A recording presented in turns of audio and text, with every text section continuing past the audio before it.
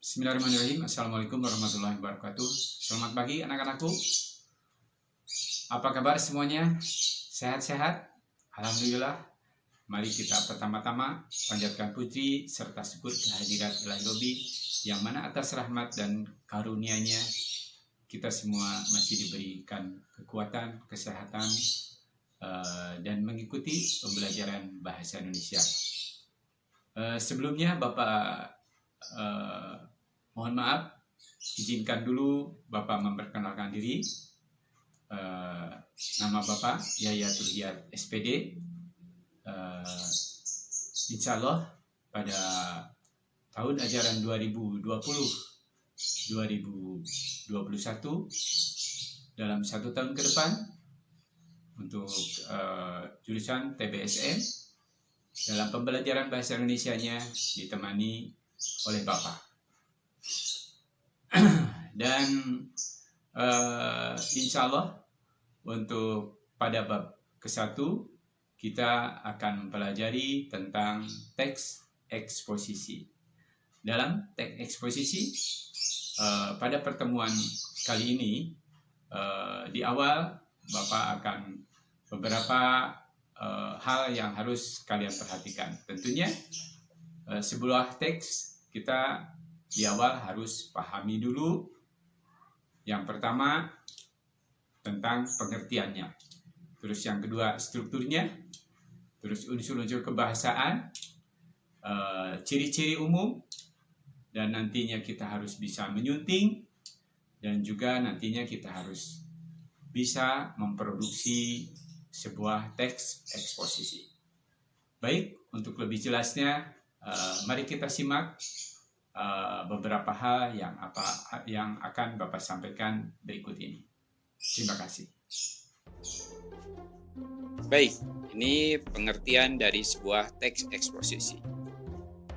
Apa sih teks eksposisi itu? Nah, teks eksposisi itu adalah sebuah paragraf yang isinya berupa sejumlah informasi yang bertujuan untuk menjelaskan atau memberikan pengertian kepada pembaca dengan gaya penulisan singkat, padat, dan akurat.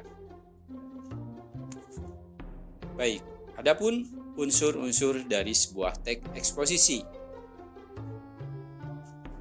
Kalian bisa perhatikan, yang pertama adalah gagasan. Selanjutnya yang kedua ada fakta. Nah, pada gagasan, apa itu gagasan? Gagasan disebut juga ide atau pendapat. Isinya berupa pernyataan yang mungkin berupa komentar, penilaian, saran, dorongan, dan rujukan. Contohnya kalian bisa perhatikan di sini. Jika pemerintah tidak cepat bertindak dalam 10 tahun mendatang, hutan Sumatera akan musnah dan diikut oleh musnahnya hutan Kalimantan. Faktanya adalah keadaan atau peristiwa yang merupakan kenyataan sesuatu yang benar-benar ada atau terjadi dalam teks eksposisi. Fakta berfungsi untuk memperkuat gagasan sehingga harapan lebih meyakinkan. Contohnya, selama bukan bulan Januari, Oktober, 45% dari keseluruhan titik kebakaran terkonsentrasi di Pulau Sumatera. Baik, pola pengembangan teks eksposisi. Dalam pola pengembangan ini, kalian harus perhatikan beberapa hal. Misalnya, pola umum ke khusus, ada pola khusus ke umum, dan ada istilah pola ilustrasi. Juga yang keempat ada pola perbandingan. Di sini akan sedikit jelaskan satu persatu. Misalnya pola umum ke khusus. Apa yang maksud dengan pola umum ke khusus? Jadi pada pola umum ke khusus itu adalah ide pokok bagian teksnya ditempatkan pada awal paragraf, yang kemudian diikuti oleh ide-ide penjelas, atau biasa disebut juga itu adalah sebagai paragraf deduktif. Ya, kalian mungkin masih ingat waktu di SMP. Terus yang kedua, ada istilah pola khusus ke umum. Apa itu pola khusus ke umum? Jadi hal yang bersifat khusus diikuti oleh uraian yang bersifat umum. Dan bagian akhir dalam bagian teks ini berfungsi sebagai simpulan atau rangkumannya. Demikian, ya. Terus ada juga yang ketiga, ini ada pola ilustrasi. Nah, di sini kalian harus bisa menyimak, ya. Jadi sebuah gagasan yang terlalu umum memerlukan ilustrasi konkret. Jadi ada ide-ide penjelas. Nah, itu ya. Untuk membuktikan pendapat tersebut. Dalam hal ini, pengalaman-pengalaman pribadi merupakan bahan ilustrasi yang paling efektif. Jadi kalian harus mencoba dari hal tersebut. Yang keempat, ada pola perbandingan. Nah, dalam pola perbandingan ini tentunya untuk meyakinkan suatu pendapat, kamu dapat melakukan suatu perbandingan. Benda-benda, keadaan, atau yang lain ditentukan perbedaan ataupun kesamaannya berdasarkan aspek tertentu dengan cara yang sebagai berikut. Baik, selanjutnya jenis-jenis paragraf dalam teks eksposisi berdasarkan letak gagasan utamanya. Kalian coba perhatikan, di sini ada beberapa hal yang tentunya kalian harus tahu. Tentunya ada paragraf deduktif, paragraf induktif, dan paragraf campuran. Ini sudah dijelaskan di awal tadi, ya.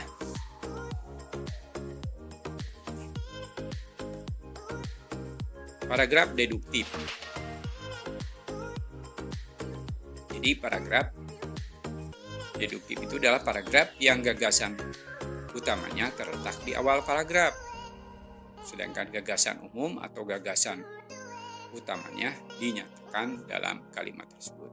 Kalian boleh perhatikan pada contoh berikut, ya.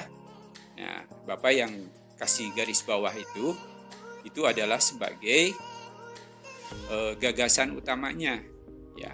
Sedangkan kata-kata berikutnya itu kan adalah sebagai ide penjelas yang menjelaskan dari sebuah paragraf tersebut. Ini bukan kalimat lagi, ya, tapi paragraf. Sudah terdiri dari beberapa kalimat yang menjadi suatu paragraf. Demikian.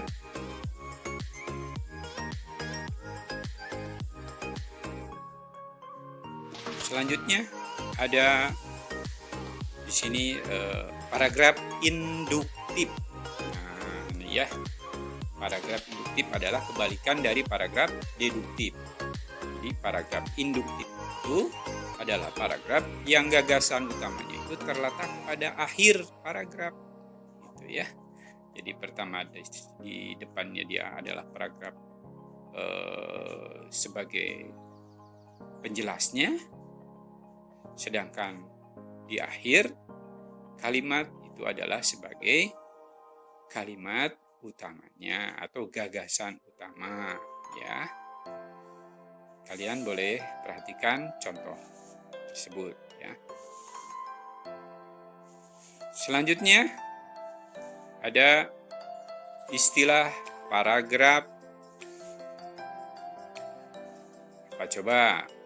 Ya, tadi kan sudah di awal Bapak sebutkan. Di sini ada 3 hal yang harus kalian perhatikan. Yang terakhir ini adalah paragraf campuran. Nah, ini kalau kalian kurang menyimak dari sebuah paragraf dan tidak kurang memahami kalimat tersebut, tentunya agak kesulitan, ya. Karena paragraf campuran ini adalah paragraf yang gagasan utamanya itu terletak pada kalimat pertama dan kalimat terakhir. Dalam paragraf ini terdapat 2 kalimat utama. Kalimat terakhir paragraf ini merupakan gagasan dari pernyataan dan yang dikemukakan dalam kalimat pertama. Contohnya ini. Nah, jadi kata-kata pada kalimat saya berkeyakinan kalau Indonesia memfokuskan diri pada sektor agrobisnis, tidak ada negara lain yang mampu menandingi kita. Nah, ini Bapak kasih garis bawah. Ini merupakan gagasan utama. Ini setingkat tingkatannya. Yang kalimat terakhir ada di sini di garis bawah, yaitu apabila sektor ini sudah berjalan dengan baik, tidak mustahil negara kita akan menjadi salah satu negara yang ekonominya tertangguh di dunia. Mudah-mudahan kalian bisa menyimak dan memahami apa yang dimaksud dengan paragraf campuran. Demikian eksposisi bagian ke-1, yaitu adalah pengertian teks eksposisi, unsur-unsur teks eksposisi, pola pengembangan teks eksposisi, dan keempat. Baik, anak-anakku, bagaimana? Tadi sudah Bapak sedikit paparkan beberapa hal yang harus kalian perhatikan dalam sebuah teks eksposisi.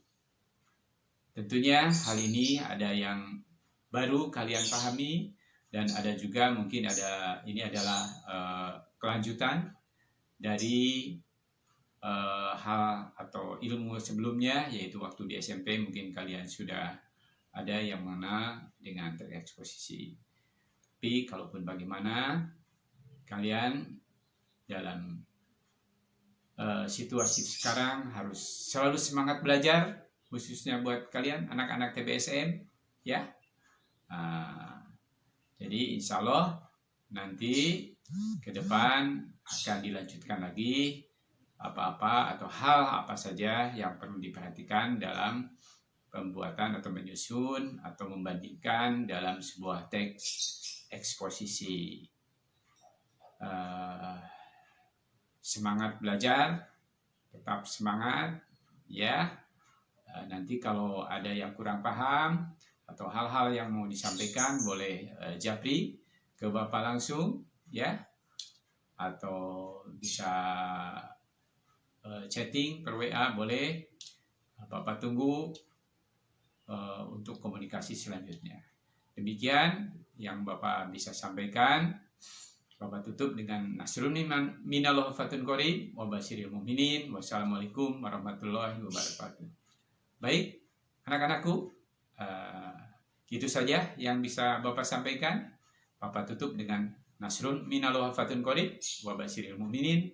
Wassalamualaikum warahmatullahi wabarakatuh.